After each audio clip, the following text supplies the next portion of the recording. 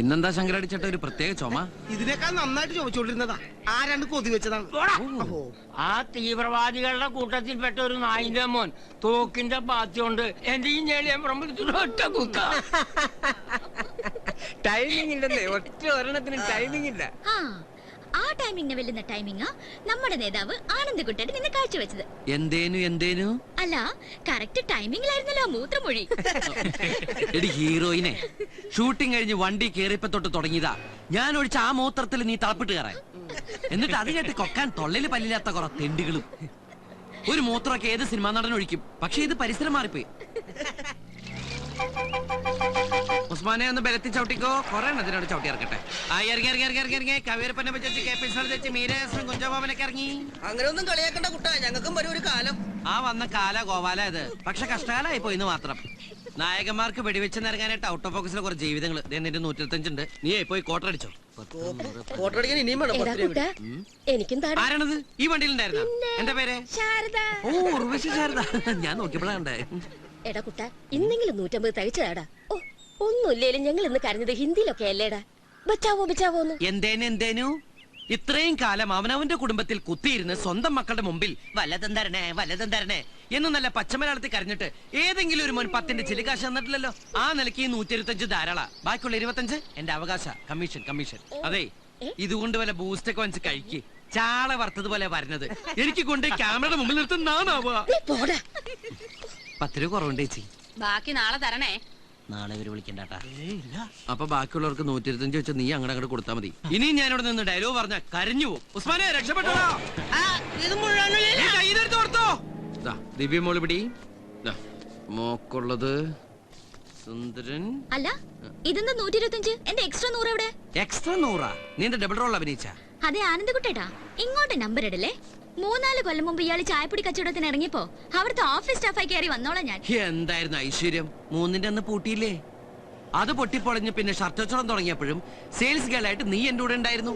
അതും 3-ാം ദിവസം പൊട്ടിപ്പൊളിഞ്ഞ് ഇപ്പതാ ജൂനിയർ ആർട്ടിസ്റ്റായി മലയാള സിനിമയെ പരിപോഷിപ്പിക്കാൻ ഇറങ്ങി തിരിച്ചപ്പോഴും ഇവള് നിന്റെ കൂടെ ഉണ്ടെന്നല്ലേ നിന്റെ അടുത്ത ഡയലോഗ്. എന്തേനു എന്റെ ഡയലോഗ് താൻ പറഞ്ഞ തന്റെ ഡയലോഗ് പറയാൻ പിന്നെ താനുണ്ടാവില്ല കേട്ടാ. കഴിഞ്ഞ മാസം കോയിനട്ടിന്റെ കടം വീട്ടാനും വേണ്ടി 3000 രൂപ എന്റെ അടുത്ത് എണ്ണ മേടിച്ചപ്പോ എന്താ പറഞ്ഞത്? വർക്കുള്ള സമയത്ത് ഡെയിലി 100 വെച്ച് തിരിച്ചു പിടിച്ചോളാനല്ലേ? അത് ഞാൻ കടം വാങ്ങി തന്ന കാശാ. അങ്ങനെ ഒരു കാശോ? എനിക്കൊന്നും ഓർമ്മ വരുന്നില്ല ഈശ്വര. നീ കിടന്ന് ഉരുളൊന്നും വേണ്ട. ഇക്കാര്യമേ എനിക്ക് നല്ല ഓർമ്മയുണ്ട്. എങ്ങനെ? എനിക്ക് ഓർമ്മയില്ലാത്ത കാര്യം തനിക്ക് ഓർമ്മയുണ്ടെന്നാ? എന്തേനു കുമ്പേനു ഞാൻ പറയാം. ആ ഉറങ്ങാത്ത സംവിധായകന്റെ സിനിമയിലെ പള്ളിപ്പെരുന്നാൾ അഭിനയിച്ചേച്ച് പോരുമ്പോഴാ നീ ഇവളോട് പണം വാങ്ങിയതും ഈ ഇടപാട് പറഞ്ഞതും. അത്രയ്ക്ക് ഓർമ്മയുണ്ടെങ്കിൽ താൻ കൊടുക്കണ കാശ് വെറുതെ ആ പാവത്തിന്റെ മെക്കിട്ട് കയറാതെ എന്റെ കാശും എടുക്ക്. ഇന്നലത്തെ 100ഉം ഇന്നത്തെ 100ഉം. എനിക്ക് നാളെ രാജിക്ക് ഫീസ് കൊടുക്കാനുള്ളതാ. അയ്യോടി, ഈ കാര്യം നീ നേരത്തെ പറയണ്ടേ? അവൾ എന്റെ കൂടി അനിയത്തിയിലടി. ആ ഫീസ് ഞാൻ കൊടുക്കും. കിട്ടുമ്പോ അടുത്ത മാസം ഒരുമിച്ച് വണ്ടി വിടാം. നീ എന്തിനോട് ഒറ്റയ്ക്ക് ഇങ്ങനെ കുടുംബഭാരം ചുമക്കണത്? ഞാനും ഇല്ല നിന്റെ കൂടെ. അതൊക്കെ പോട്ടെ. എന്തായാലും ഇന്ന് നീ ആ പറതേക്കിട്ട് ഹിന്ദി ഡയലോഗും പറഞ്ഞ് കരഞ്ഞോടി വരണ കണ്ടപ്പോ ബോംബെ സിനിമയിലെ മനീഷ കൊയ്രാളെ എനിക്ക് ഓർമ്മ വന്നത്. ശരിക്കും ഹീറോയിന്റെ സ്റ്റോപ്പ് എത്തി.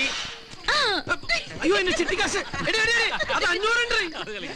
കൊല്ലം കുറെ ആയാലും നമ്മൾ തമ്മിൽ കാണാൻ തുടങ്ങിയിട്ട് ഈ കാശ് പോക്കറ്റ് അടിച്ചു പോയി കരുതിയാ മതി. എന്റെ മോൻ പോയി കിടന്നുറങ്ങ്. എത്ര കിലോമീറ്റർ ഞാൻ പിടിച്ചെന്നതാ. ആ റൊമാൻറ്റിക് ആയതാ കുഴപ്പമായത്. മലയാള സിനിമ നീനാൾ വഴറ്റി. AMMA, MACTA, chamber, film producers association, distributors association, പല പല ഫാൻസ് അസോസിയേഷൻ, ഇങ്ങനെ മലയാള സിനിമയെ പരിപോഷിപ്പിക്കുന്ന എല്ലാ സംഘടനകൾക്കും ആയുരാരോഗ്യ സൗഖ്യം നേരുന്നു. ചന്ദ്ര, ഇവനിതെവിടെ പോയി? ഇവിടെ ഇരിപ്പുണ്ടായിരുന്ന ചന്ദ്രൻ കാരോത്തുപടി ചെറ്റേ. ഒരു നല്ല കാര്യം നടക്കുന്ന ഈ ശുഭമുഹൂർത്തത്തിലെങ്കിലും നിനക്ക് സഭ്യതയോട് സംസാരിച്ചൂടെ കുട്ടാ? ഓടെ തിണ്ടി. നീ സഭ്യതയുടെ അതിർവരമ്പുകൾ വീണ്ടും ലംഘിക്കുന്നു കുട്ടാ.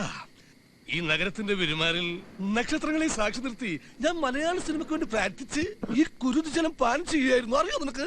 മലയാള സിനിമയ്ക്ക് കൂട്ടക്കരച്ചിൽ നടത്താൻ വേണ്ടി രാവിലെ നിന്നെ വിളിച്ചപ്പോ ഇതൊന്നായിരുന്നില്ല നിന്റെ ഭാഷ. അപ്പൊ ഞാൻ ഇംഗ്ലീഷ് ഭാഷയിലേക്ക് സംസാരിച്ചത്. രാവിലെ ഇംഗ്ലീഷ്, ഉച്ചക്ക് ഹിന്ദി, വൈകിട്ട് ബ്ലഡി മലയാളം. അതാണ് എന്റെ ശീലം. എന്റെ ശീലം നിനക്കറിയാലോ. എവിടെ നിന്ന് കിട്ടിയടാ നിനക്ക് ഡ്രൈ ചിക്കനും ബ്രാൻഡിയും? ഈശ്വര, കാലത്ത് ഞാൻ പോകുമ്പോ ജോസഫേട്ടിന് കൊടുക്കാനുള്ള ഡെയിലി അടപ്പ് 300 രൂപ മുറിയിൽ അൽമാരിൽ വെച്ചിട്ടാ പോയത്. നീ ഇത് അടിച്ചു മാറ്റോടാ.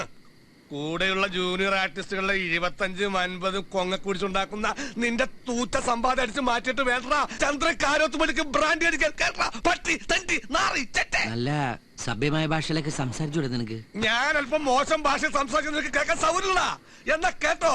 മലയാള സിനിമ ഉള്ളോടത്തോളം കാലം വരെ ഈ കാരോത്ത് മണി ചന്ദ്രൻ അന്തസ്സായിട്ട് ജീവിക്കും. ജൂനിയർ ആർട്ടിസ്റ്റ് ആണെങ്കിൽ അങ്ങനെ കൂവാൻ പോയിട്ടാണെങ്കിൽ അങ്ങനെ. എങ്ങനെ ഇതേ 4 നേരം നല്ല അന്തസ്സായിട്ട് കൂവേണ്ടൊക്കെ കാശാ. എവിടെ കൂവിട്ട്? സിനിമ തിയേറ്ററിൽ ഇന്ന് എത്ര പടങ്ങൾ റിലീസായി? 3. ആ 3 ഒരു ക്ലാസ്, ഒരു ആക്ഷൻ, കോമഡി.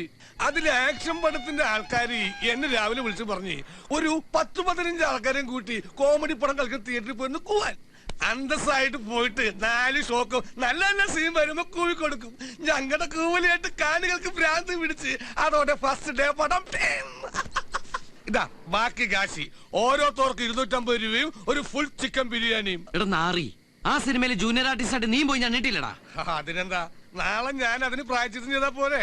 കോമഡി പടത്തിന്റെ ആൾക്കാരായിട്ട് ഡിസ്കഷൻ ചെയ്തിട്ടുണ്ട്. തലക്ക് 300 തരാന്ന് പറഞ്ഞിട്ടുണ്ട്. നാളെ ന്യൂൺ ഷോ മുതൽ ആക്ഷൻ പടം കളിക്കുന്ന തിയേറ്ററിൽ പോയി വൃത്തിയായിട്ട് പ്രായച്ചിത്തത്തിന് പ്രായച്ചിത്തം, കാശിന് Kashi. How are you my brain? Best തല, മാംഗ്ലൂർ മെയിലിന് വെക്കാൻ പറ്റിയ തല ആണല്ലോ. അങ്ങനെയാണ് കുട്ട. ഇനി നമുക്ക് കുറച്ചു കാലം ഈ വഴിക്കാർ പിടിച്ചു നോക്കിയാലോ?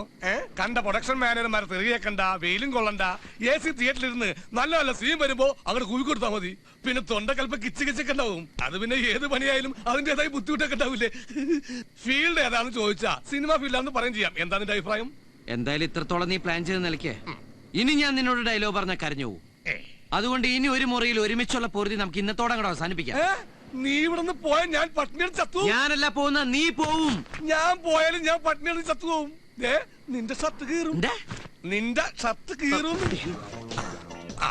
അങ്ങനെ ചന്ദ്രേട്ടന്റെ കുട്ടൻ നല്ല കുട്ടനാകും. ഒന്നുമില്ലെങ്കിൽ ജൂനിയർ ആർട്ടിസ്റ്റ് കളരിയിൽ കുട്ടന്റെ ഗുരു ചന്ദ്രേട്ടൻ. കുട്ടന്റെ മനസ്സൊന്നുണ്ടെങ്കിൽ ഈ ചന്ദ്രഗുരു ഇനി മലയാള സിനിമയെ നുള്ളി നോക്കില്ല. JC ഡാനിയലാണ് സത്യം. നമുക്ക് നമ്മുടെ പഴയ ജൂനിയർ ആർട്ടിസ്റ്റ് പണി തുടരാം. നാളെ എവിടെ ലൊക്കേഷൻ? എന്താ സീ? സർക്കാർ ആശുപത്രി, മദ്യ ദുരന്തം. മാസ്റ്റർ ഡെലിവറി എല്ലാം പോയേ, എല്ലാം പോയേ, എല്ലാം പോയേ.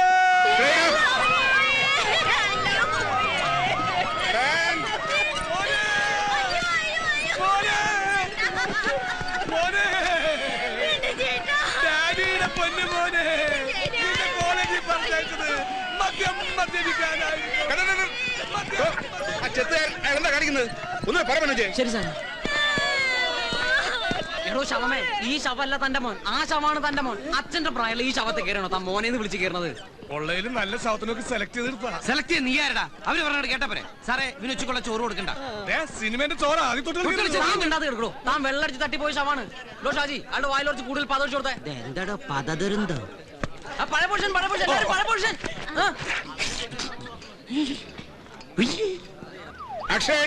ഈ പ്രൊഡക്ഷൻ കൺട്രോളർ എബ്രഹാം ഇങ്ങനെ സാറിന് വിശ്വസിക്കാം? നശിപ്പിച്ചു. ഫ്രെയിമിൽ കറിയുന്നതാണോ തന്റെ ഫോൺ വിളി? 4-5 ഫോൺ കൊണ്ട് നടന്നിട്ടെന്താ? ഒരു ഗുണമായിട്ടില്ല താനും. നിന്റെ കൺട്രോളിംഗ് ഒക്കെ ക്യാമറയുടെ പുറകിൽ മതി. മറിയിക്ക്. സോറി സാർ, ഒരേ സമയം 4 പടങ്ങൾ ഒരുമിച്ചാണ് സാർ ഞാൻ കൺട്രോൾ ചെയ്യുന്നത്. അതിന്റെ ടെൻഷനിൽ എന്റെ കൺട്രോൾ പോയതാ. ഒരു നിമിഷം ഞാൻ ജോഷി സാറിന്റെ ലൊക്കേഷനിലായി പോയി. Don't repeat. മാറോ. ആക്ഷൻ.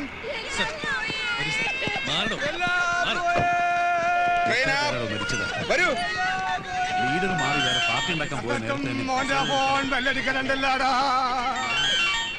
മോനെ. ഹലോ, അതെ ആനന്ദക്കുട്ടനാ. നാളെ സെക്രട്ടറിന്റെ പഠിക്കല് 50 പേര് നിരാഹാരം കിടക്കാൻ വേണമെന്നോ? അതെ സാറേ, ഞാനിപ്പോ മരിച്ചു കിടക്കാം. ഞെട്ടല്ലേ ഞെട്ടല്ലേ, ഷോട്ടില്ല.